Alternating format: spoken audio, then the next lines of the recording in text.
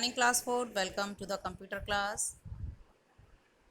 We are going to continue the chapter number 3 which we have started on previous class. Chapter number 3 and the chapter name is hardware and software. तो इस chapter में हमने पढ़ा था कि input unit, उसके बाद हम पढ़ेंगे प्रोसेसिंग यूनिट. प्रोसेसिंग यूनिट क्या होती है? The central processing unit CPU is the most important part of computer. It is called the brain of computer. It processes all the required calculations and data. CPU सबको पता है क्या होता है. CPU का कैबिनेट मतलब जो बॉक्स आपको दिखाई देता है दैट इज़ द कैबिनेट. और इसके अंदर जो होता है बहुत सारी डिवाइसेस होती हैं. मदरबोर्ड होता है, रैम होती है और भी SMPS बहुत सारी डिवाइसेस होती हैं जो कि प्रोसेसिंग में हेल्प करती हैं. ठीक है, तो CPU is the most important part है. इसको कंप्यूटर का ब्रेन भी बोलते हैं क्योंकि सारी कैलकुलेशंस यहीं पे परफॉर्म होती हैं और ये सारी कैलकुलेशंस को परफॉर्म करता है. The CPU consist three of the following units. First one is arithmetic logic unit, second one is control unit, and third one is memory unit. Arithmetic logic unit, it performs all the arithmetic computations like addition, subtraction, multiplication and division. यानी कि arithmetic logic unit में क्या calculation perform होती हैं? जैसे आप add कर रहे हैं, डिवाइड कर रहे हैं, सब्ट्रैक्ट या मल्टीप्लाई करते हैं. It also perform task of logical operation such as and or greater than, less than and equals to, less than equals to. ये सभी चीज़ें जो हैं सारे मतलब कि लॉजिकल, अर्थमेटिक और लॉजिकल जो वो होते हैं ऑपरेशंस, उनको ये परफॉर्म करता है. Second one is control unit. Control unit के जैसे नाम से पता है, it controls and coordinates the activities of all the other units of computer system. यानी कि सारी जो यूनिट्स होती हैं कंप्यूटर की, उनमें कोऑर्डिनेट करता है उनको और उनको कंट्रोल भी करता है उनकी एक्टिविटीज़ को. It controls all the operations of the computer. Computer के सारे ऑपरेशंस को ये है कंट्रोल करता है. It डिकोड्स instructions, determines the storage of instructions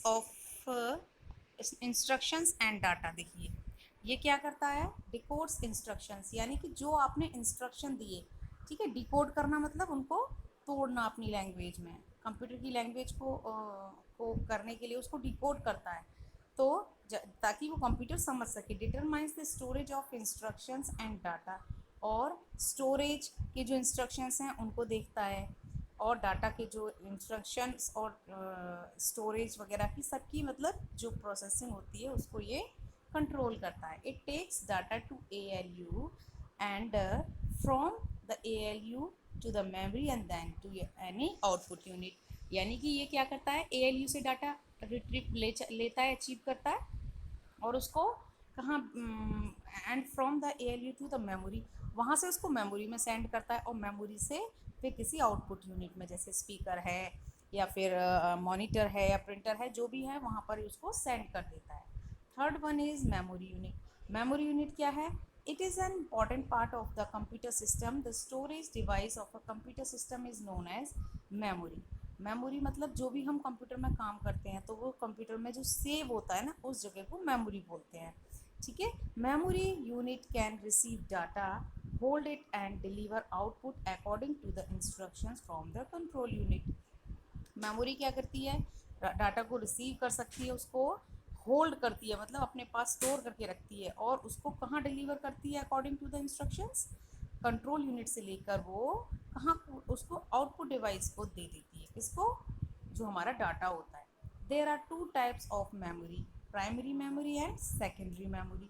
दो तरह की मेमोरी कंप्यूटर में होती है, प्राइमरी और सेकेंडरी मेमोरी. अब देखिए प्राइमरी मेमोरी क्या होती है? Primary memory, it is refer to as the working memory of the main memory of the computer system. यानी कि इसको मेन मेमोरी कहा जाता है. कंप्यूटर की मेन मेमोरी किसको कहा जाता है? प्राइमरी मेमोरी को. It is capable of sending end receiving data at very high speed. और बहुत हाई स्पीड से ये डाटा को रिसीव और सेंड कर सकती है। It is temporary in nature, that is, data stored in primary memory lost when the computer is switched off, so it is called volatile memory.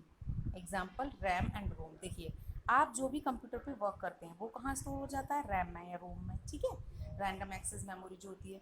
लेकिन अगर आप कंप्यूटर में डाटा अपना सेव नहीं करते, ठीक है, तो क्या होता है कि जब कंप्यूटर को हम स्विच ऑफ करते हैं तो बाय डिफ़ॉल्ट डाटा जो है वो नेचुरली क्या हो जाता है, वहाँ से डिलीट हो जाता है।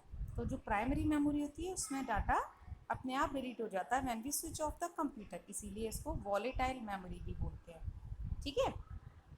सेकेंडरी मेमोरी क्या है, देखिए, secondary memory, it is use to store data for a long time. जब हमें लंबे समय के लिए डाटा स्टोर करना है तो हम उसको सेकेंडरी मेमोरी सेव करेंगे, ठीक है। It operates at much slower rate than primary memory, primary memory से काफ़ी स्लो होती है ये। On secondary memory, secondary memory permanent in nature, लेकिन ये नेचर में परमानेंट होती है, वो टेम्परेरी होती है, so it is called non volatile memory. उसको वॉलेटाइल मेमोरी बोलते हैं क्योंकि data will be lost if you switch off the computer, but यहाँ पर क्या है, हमने एक बार सेव कर दिया तो वो परमानेंट सेव हो गया।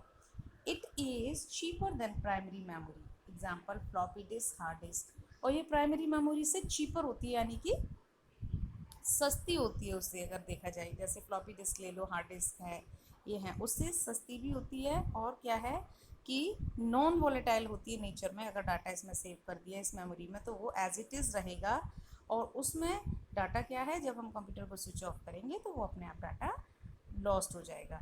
तो ये आपका, ये थोड़ा लेंदी है चैप्टर, कई पेजेस हैं इसमें, मल्टीपल पेजेस हैं, बहुत सारी इन्फॉर्मेशन दी गई है।